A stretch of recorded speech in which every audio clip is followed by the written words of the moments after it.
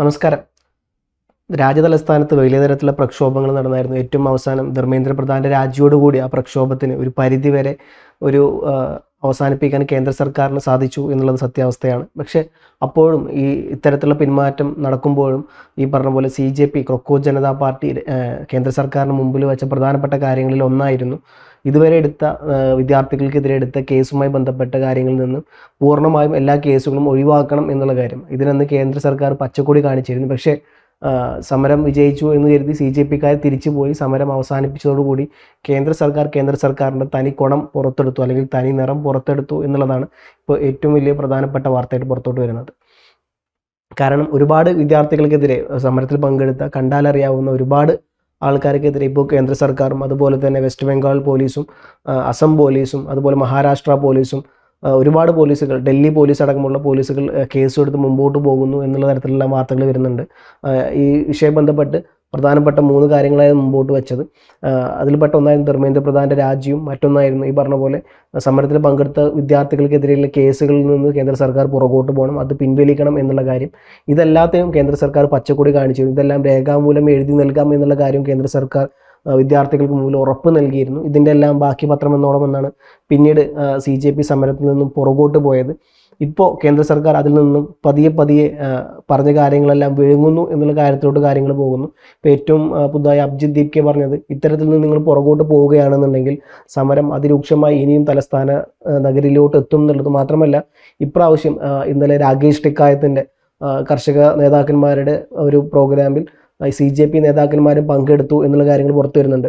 സ്വാഭാവികമായിട്ടും ഇപ്പം പുറത്തു വരുന്ന മറ്റൊരു കാര്യം, ഇനിയും പോലീസ് ഇത്തരത്തിലുള്ള കേസുകളായി മുമ്പോട്ട് പോവുകയാണെങ്കിൽ നമുക്കറിയാം 2019 ആദ്യമായി മോദി സർക്കാർ ഒരു U-ടേൺ അടിച്ചത്. അത് കർഷകർക്ക് മുമ്പിലായിരുന്നു.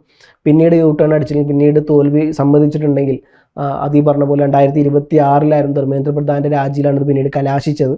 അപ്പം ഈ സമരം അന്നത്തെ 2019 കർഷകരും 2026 യുവാക്കളും പാടെ ഒരുമിക്കുമ്പോൾ രണ്ട് ഭാഗം നിന്നും കേന്ദ്ര സർക്കാരിനെ ചെറുക്കാൻ വേണ്ടി ഒരുമിച്ച് വരുമ്പോൾ അതിനെ തടുക്കാൻ മാത്രം ഒരു ത്രാണിയൊന്നും കേന്ദ്ര സർക്കാരിന് ഉണ്ടാവില്ല എന്നുള്ളത് തന്നെയാണ്. അപ്പോൾ നമുക്ക് ഒരുപാട് RIF ഉണ്ട്, നമുക്ക് മറ്റൊരുപാട് പോലീസ് ഉദ്യോഗസ്ഥന്മാരുണ്ട്. പക്ഷേ ഇവരിപ്പോൾ പറയുന്നതനുസരിച്ച് ആർമി അടക്കം രംഗത്തിറക്കുന്നില്ല. നമുക്കറിയാം എക്സ്റ്റേണൽ ആവശ്യങ്ങൾക്ക് വേണ്ടിയിട്ടാണ് ഇന്ത്യയിൽ ഇത്തരത്തിലുള്ള ആർമിയും നേവിയും പലതരത്തിലുള്ള എയർഫോഴ്സ് എല്ലാം നമുക്കുള്ളത്. പക്ഷേ ഇത്തരത്തിലുള്ള ആൾക്കാരെ ഇത്തരത്തിലുള്ള ഒരു സമരം ഇന്റേണൽ കോൺഫ്ലിക്റ്റിലോട്ട് ഇറക്കാൻ പറ്റുമോ എന്നുള്ളത് വലിയ ചോദ്യചിഹ്നമാണ്. പക്ഷേ എന്നിരുന്നാൽ പോലും ഇത് ഡൽഹി സർക്കാരിനെയും അതുപോലെ തന്നെ BJPയും വല്ലാണ്ട് കുലുക്കുന്ന ഒന്നായി മാറുന്നുണ്ട്. ഇതുവരെ പറഞ്ഞ വാക്ക് സ്വാഭാവികമായിട്ടും ഇതൊക്കെ ഒപ്പിട്ടപ്പോൾ ഞാനടക്കം വിചാരിച്ചിരുന്നത് ഒരിക്കലും ഈ സാധനം നടക്കാൻ പോകുന്നില്ല എന്ന് എനിക്ക് ഉറപ്പായിരുന്നു. കാരണം BJP അങ്ങനെ പെട്ടെന്ന് കണ്ട് വിഴുങ്ങി അവർ പറയുന്നത് കേട്ട്, കേന്ദ്ര സർക്കാർ പറയുന്നത് കേട്ട് പിന്നോട്ട് പോയി കഴിഞ്ഞാൽ നമുക്കൊരു പോക്ക് മാത്രമേ കിട്ടുള്ളൂ. പക്ഷേ ഇതൊന്നും BJP പുറകോട്ട് പോവില്ല എന്നുള്ളത് കൃത്യമായിരുന്നു. ധർമ്മേന്ദ്ര പ്രധാൻ്റെ രാജിയോടുകൂടി BJPക്ക് ഏറെക്കുറെ മനസ്സിലായി ഇതിങ്ങനെ വിട്ടാൽ ശരിയാവില്ല എന്നുള്ളതും. ഇനിയൊരു പ്രക്ഷോഭം ഏത് വിധേനയും വന്നു കഴിഞ്ഞാൽ അതിനെ അടിച്ചമർത്തേണ്ടത് BJPയുടെ അല്ലെങ്കിൽ കേന്ദ്ര സർക്കാരിൻ്റെ ഒരു അജണ്ട കൂടിയാണ്. അതിൻ്റെ ഭാഗമായിട്ടാണ് പിന്നീട് ഇത്തരത്തിലുള്ള വിദ്യാർത്ഥികൾക്കെതിരെ ഫേസ് ഡിറ്റക്ഷൻ അടക്കമുള്ള പല കാര്യങ്ങളും സമരമുഖത്ത് കൊണ്ടുവരുന്നു. നമുക്കറിയാം ആൾക്കാരുടെ പ്രൈവസി, ഈ പറഞ്ഞ പോലെ പ്രൈവസിയുമായി ബന്ധപ്പെട്ട പല രേഖകളും അവിടെ പരസ്യമായി കൊണ്ടുവരുന്നു. എന്നിട്ട് ഇത്തരത്തിലുള്ള കാര്യങ്ങൾ ശേഖരിക്കുന്നു. ബയോമെട്രിക് ഫേസ് ഡിറ്റക്ഷനുകൾക്കാണ് കൊണ്ടുവരുന്നത് കേന്ദ്ര സർക്കാർ.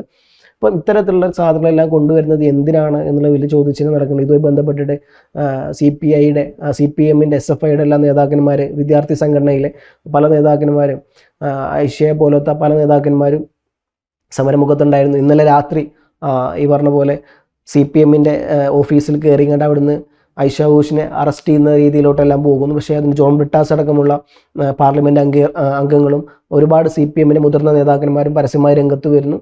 ഡൽഹി പോലീസിനെ എതിർക്കുന്നു. ആ സമയത്തെല്ലാം ഡൽഹി പോലീസിന് യൂണിഫോം അടക്കം ഇല്ലാണ്ടാണ് അവർ വരുന്നത്. ഇതുമായി ബന്ധപ്പെട്ട പിന്നീട് ജോൺ ബ്രിട്ടാസ് ചോദിച്ചു, നിങ്ങളെല്ലാം യൂണിഫോം എവിടെ എന്നുള്ള ചോദിച്ചു. അപ്പോൾ അവർ പറഞ്ഞത് പുറത്ത് നല്ല മഴയായിരുന്നു, മഴയായതുകൊണ്ട് ഞങ്ങൾക്ക് യൂണിഫോം എടുക്കാൻ പറ്റിയില്ല, മറന്നുപോയി. ഇത്തരത്തിലുള്ള ഒരു എന്താ പറയുക, ലോജിക്കില്ലാത്ത ഒരുപാട് കാര്യങ്ങളാണ് ഡൽഹി പോലീസ് പറഞ്ഞത്. എന്തായാലും ജോൺ ബ്രിട്ടാസ് അതിന് വഴങ്ങിക്കൊടുത്തില്ല എന്നുള്ള കാര്യം നമ്മളെല്ലാം പിന്നീട് വീഡിയോയിലൂടെ കണ്ടതാണ്. സ്വാഭാവികമായിട്ടും പിന്നീട് ഐഷ ഘോഷിനെ എവിടെയാണ് കൊണ്ടുപോയി ഒളിപ്പിച്ചത് എന്നുള്ളത് കണ്ടുപിടിക്കാനുള്ള പത്രപ്പാടിലാണ് ഇപ്പം ഡൽഹി പോലീസ്. സ്വാഭാവികമായിട്ടും ഇതുമായി ബന്ധപ്പെട്ട് രാജ്യസഭയിൽ വലിയ തരത്തിലുള്ള ചർച്ചാ വിഷയം വേണമെന്ന് പറഞ്ഞുകൊണ്ട് ജോൺ ബ്രിട്ടാസ് തന്നെ മല്ലികാർജ്ജുൻ ഖാർഗെയെ പോയി കാണുന്നു. ഈ വിഷയം ബന്ധപ്പെട്ട രാജ്യസഭയിൽ വലിയ തരത്തിലുള്ള ചർച്ചകൾ നടക്കുന്നു. മറുവശത്ത് നിയമസഭയിൽ, ഈ ലോക്സഭയിൽ ഇത്തരത്തിൽ ഇതുമായി ബന്ധപ്പെട്ട പുതിയ നിയമങ്ങളുടെ കാര്യങ്ങൾ ചർച്ച നടക്കുന്നു. അപ്പോൾ BJPയെ വല്ലാണ്ട് അങ്കലാപ്പിൽ കൊണ്ടുപോകുന്ന രീതിയിലോട്ട് കാര്യങ്ങളെല്ലാം കൈവിട്ടു പോകുന്നു. മാത്രമല്ല ഇതിനെല്ലാം പുറമെ E20 ജനതാ പാർട്ടി എന്ന് പറഞ്ഞ പുതിയൊരു പാർട്ടി കൂടി ഇന്ത്യയിൽ രംഗപ്രവേശനം ചെയ്യുന്നു. ഏകദേശം ഇപ്പം ഞാൻ സംസാരിക്കുമ്പോൾ ഏകദേശം 5 ലക്ഷത്തിനടുത്ത് ഫോളോവേഴ്സ് ഏകദേശം 3 ദിവസം മാത്രമേ ഉള്ളൂ. ഇൻസ്റ്റാഗ്രാമിൽ അങ്ങനെ ഒരു അക്കൗണ്ട് വന്നിട്ട് വെറും 3 ദിവസം കൊണ്ട് ഏകദേശം 5 ലക്ഷം ഫോളോവേഴ്സിനെ E20 ജനതാ പാർട്ടി എന്ന് പറഞ്ഞ പാർട്ടിക്ക് ഇപ്പോൾ തന്നെ കിട്ടിയിട്ടുണ്ട്. അപ്പം BJPക്ക് പുറമെ ഈ പറഞ്ഞ പോലെ E20 ജനതാ പാർട്ടി കൂടി രംഗത്തോട്ട് വരുമ്പം അത് വലിയ തരത്തിലുള്ള പ്രശ്നത്തിലോട്ട് പോകുന്നുള്ളത് ഉറപ്പാണ്. കാരണം ഇതുവരെയുള്ള സമരം യുവാക്കളുടെ വിദ്യാഭ്യാസപരമായ കാര്യങ്ങൾ ബന്ധപ്പെട്ട് മാത്രമായിരുന്നു എന്നുണ്ടെങ്കിൽ E20 വിഷയം കൂടി രംഗത്ത് വന്നാൽ നിതിൻ ഗഡ്കരിക്ക് പുറമെ ഇത്തരത്തിലുള്ള ഒരുപാട് നേതാക്കന്മാരെ ഈ സാധനം ബാധിക്കുമെന്നുള്ള കാര്യം വളരെ കൃത്യമാണ്. കാരണം ആദ്യം നടന്ന വിഷയം CJP ക്രൊക്കോ ജനതാ പാർട്ടി യുവാക്കളുടെ നീറ്റ് പരീക്ഷയുമായി ബന്ധപ്പെട്ട കാര്യങ്ങൾക്കാണ് മുമ്പോട്ട് വന്നത്.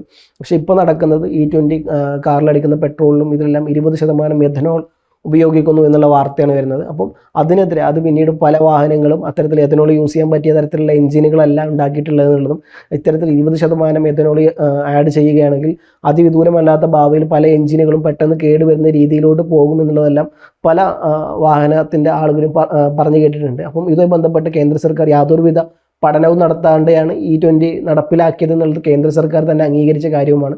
അപ്പോൾ എന്തായാലും ഇത്തരത്തിൽ ഒരു പത്ത് CJP മറുവശത്ത് കർഷകർ, അതിനു പുറമെ ഇപ്പോൾ E20 ജനതാ പാർട്ടി എന്ന് പറഞ്ഞ മറ്റൊരു കൂട്ടായ്മ രൂപീകരിക്കപ്പെടുന്നു. ആദ്യ സമരത്തിൽ വിദ്യാർത്ഥികൾ മാത്രമായിരുന്നു എന്നുണ്ടെങ്കിൽ, 2019 സമരത്തിൽ കർഷകർ മാത്രമായിരുന്നു എന്നുണ്ടെങ്കിൽ, 2026 CJPയുടെ സമരത്തിൽ യുവാക്കൾ മാത്രമായിരുന്നു എന്നുണ്ടെങ്കിൽ, ഇനി നടക്കാൻ പോകുന്ന സമരത്തിൽ E20 ജനതാ പാർട്ടി പ്രക്ഷോഭമായി മുമ്പോട്ട് വരികയാണെങ്കിൽ അത് ഈ പറഞ്ഞ പോലെ കർഷകരും വിദ്യാർത്ഥികളും അതിനു പുറമെ വാഹനം ഓടിക്കുന്ന അല്ലെങ്കിൽ വാഹനം കൈകാര്യം ചെയ്യുന്ന വാഹനമുള്ള എല്ലാ നേതാക്കന്മാരും ഇത്തരത്തിൽ പെട്രോളും ഡീസലും എല്ലാം ഉപയോഗിക്കുന്ന ആളുകളും സാധാരണക്കാരടക്കം രംഗത്ത് വന്നു കഴിഞ്ഞാൽ അത് കേന്ദ്ര സർക്കാർ ചിന്തിക്കുന്നതിനും അതീതമായി വലിയ തരത്തിലുള്ള പ്രക്ഷോഭത്തിലോട്ട് പോകുന്നുള്ളത് വളരെ ക്ലിയർ ആണ്. അതുകൊണ്ട് കേന്ദ്ര സർക്കാർ ഇപ്പോൾ ഏറ്റവും കൂടുതൽ ഭയപ്പെടുന്ന പ്രധാനപ്പെട്ട 3 വിഭാഗം എന്ന് പറഞ്ഞാൽ ഇപ്പം ഏറ്റവും പുതുതായി മെർജ് ചെയ്ത് വരുന്ന നിതിൻ ഗഡ്കരിയെ ഫോക്കസ് ചെയ്തുകൊണ്ട് രാഷ്ട്രീയ രംഗത്ത് പുതിയ തരത്തിലുള്ള ചലനങ്ങൾ സൃഷ്ടിക്കാൻ വരുന്ന E20 ജനതാ പാർട്ടിയും, മറുവശത്ത് ധർമ്മേന്ദ്ര പ്രധാനെ മുട്ടുകുത്തിച്ച BJPയും RSSനേക്ക് ഇടുകിട ഉറപ്പിച്ച CJP ക്രൊക്കോ ജനതാ പാർട്ടിയും, അതിനപ്പുറത്ത് കർഷകരെ ബന്ധപ്പെട്ട രാകേഷ് ടിക്കായത്തിൻ്റെ നേതൃത്വത്തിൽ 2019 കർഷകരും, ഇവരെല്ലാം പാടെ ഒരുമിച്ച് കൂടിയാൽ കേന്ദ്ര സർക്കാരിന് ഇതൊരു ബാലികേറാമലയാകും. സ്വാഭാവികമായിട്ടും 2029 വീണ്ടും പ്രധാനമന്ത്രി കുപ്പായം അണിഞ്ഞു വെച്ചിരിക്കുന്ന നരേന്ദ്രമോദിക്ക് ഇത് വലിയ തരത്തിലുള്ള തിരിച്ചടിയാവും. ഇവരെ ഒന്നും താങ്ങാൻ പറ്റാവുന്നതിനപ്പുറമാണ് നരേന്ദ്രമോദി വിചാരിക്കുന്നത് പോലെ ആയിരിക്കില്ല. ഇവരെല്ലാം അതിനപ്പുറമുള്ള വലിയ തരത്തിലുള്ള പ്രക്ഷോഭത്തോട് ഈ കാര്യം പോകുന്നുള്ളതും കാലാകാലങ്ങളായി മോദിക്കെതിരെ വിമർശിക്കുന്നവരെ, മോദിക്കെതിരെ പറയുന്നവരെ എല്ലാം ആൻറ്റി നാഷണലിസ്റ്റായിട്ടും പാകിസ്ഥാനി ചാരന്മാരായിട്ടും ചൈനയിൽ നിന്ന് നുഴഞ്ഞുകയറ്റക്കാരായിട്ടും ഇത്തരത്തിലെല്ലാം മുദ്ര കുത്തി ചാപ്പ കുത്തി നടക്കുന്ന ഒരു കേന്ദ്ര സർക്കാർ പ്രക്രിയയായിരുന്നു ഇതുവരെ കണ്ടിട്ടുണ്ടായിരുന്നത്. മോദിക്കെതിരെ ആര് പറഞ്ഞു കഴിഞ്ഞാലും ആ സാധനം ഇന്ത്യയിൽ കൊടുക്കുമായിരുന്നു. പക്ഷേ ഇപ്പോൾ കാര്യങ്ങൾ മാറിയിരിക്കുന്നു. CJP സമരത്തിൽ ഇത്തരത്തിലുള്ള പല ലേബലുകളും പാകിസ്ഥാനി ചാരന്മാരാണ്, അതുപോലെ തന്നെ ചൈന സ്പോൺസർ ചെയ്ത ടെററിസ്റ്റ് ഗ്രൂപ്പിൻ്റെ ഭാഗങ്ങളാണ്, ഇത്തരത്തിൽ അതിരൂക്ഷമായിട്ടുള്ള പല കാര്യങ്ങളും ഇത്തരത്തിൽ വിദ്യാർത്ഥികൾക്കെതിരെ പറഞ്ഞപ്പോഴും അതൊന്നും ഏഷ്യയിലാന്ന് മാത്രമല്ല BJPക്ക് തന്നെ തിരിച്ചടിയാകുന്നു. ഏറ്റവും അവസാനം ധർമ്മേന്ദ്ര പ്രധാൻ രാജിവെക്കുന്നതിലോട്ട് പോയി. അപ്പം ഇനി ഈ സാധനം വീണ്ടും കൈവിട്ട് പോയി കഴിഞ്ഞാൽ അത് BJP ചിന്തിക്കുന്നതിനപ്പുറമായിരിക്കും. എന്തായാലും വരും ദിവസങ്ങളിൽ ഈ വിഷയം ബന്ധപ്പെട്ട് എങ്ങനെയൊക്കെയായിരിക്കും ഇനി BJP നിലപാടെടുക്കുക എന്നുള്ളതും, കേസുമായി ബന്ധപ്പെട്ട നിലവിലെടുത്ത കേസുകളെല്ലാം BJP പിൻവലിക്കുമോ എന്നുള്ളതും, അതല്ല കോടതിയുടെ പേര് പറഞ്ഞുകൊണ്ട് കേസുമായി മുമ്പോട്ട് പോകുമോ എന്നുള്ളതും, മുമ്പോട്ട് പോവുകയാണെങ്കിൽ തന്നെ CJPയുടെ നിലപാട് ഇനി എന്തായിരിക്കും എന്നുള്ളതും, CJPക്ക് കർഷകർക്ക് കൂടി കൈ കൊടുക്കുമ്പോൾ അത് വലിയ തരത്തിലോട്ട് കാര്യങ്ങളിലോട്ട് പോകുന്നുള്ളതും, അതിനെല്ലാത്തിനും പുറമെ പുതുതായി രൂപീകരിക്കപ്പെടുന്ന E20 ജനതാ പാർട്ടി കൂടി വന്നു കഴിഞ്ഞാൽ അത് BJPയും കേന്ദ്ര സർക്കാരും വിചാരിക്കുന്നതിനപ്പുറമുള്ള ഒരു കാര്യത്തിലോട്ട് നീങ്ങും എന്നുള്ള കാര്യം ഉറപ്പാണ്. എന്തായാലും വരും ദിവസങ്ങളിൽ കാത്തിരുന്ന് കാണാം BJP വിഷയത്തെ എങ്ങനെ നേരിടും എന്നുള്ളത്.